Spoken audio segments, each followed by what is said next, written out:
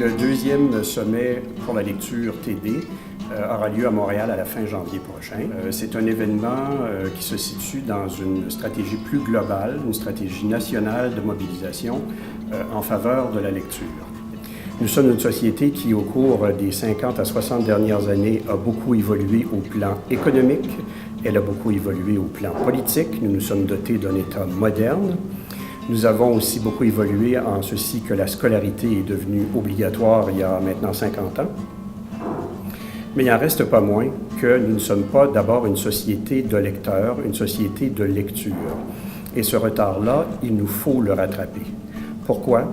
Parce que la lecture, c'est l'accès, bien sûr, à la culture, c'est l'accès à son identité personnelle, c'est l'accès à l'identité collective, et c'est ultimement, lire, l'accès à la liberté. Or, en ce sens, la mobilisation en faveur de la lecture, c'est une mobilisation citoyenne en faveur de la démocratie. J'ai accepté d'être porte-parole pour le sommet de la lecture TD, avec grand plaisir d'ailleurs, parce qu'en tant qu'auteure et illustratrice de livres jeunesse, j'ai voyagé à travers le Canada depuis plus de 30 ans, rencontrant les enfants des professeurs, les bibliothécaires, les parents, les libraires. Et je me rends compte que c'est de plus en plus évident que nous avons besoin d'une stratégie nationale de la lecture. Pourquoi?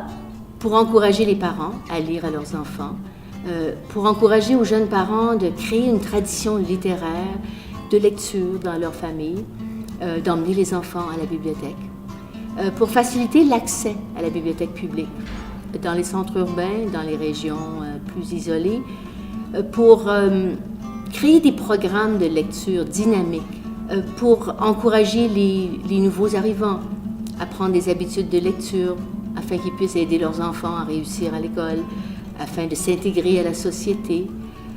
Créer une société de lecteurs et de lectrices qui, indépendamment des lieux où ils vivent, de la culture, des traditions, valorisent la lecture. Bibliothèque et Archives nationales du Québec est très fière de s'associer au sommet sur la lecture TD.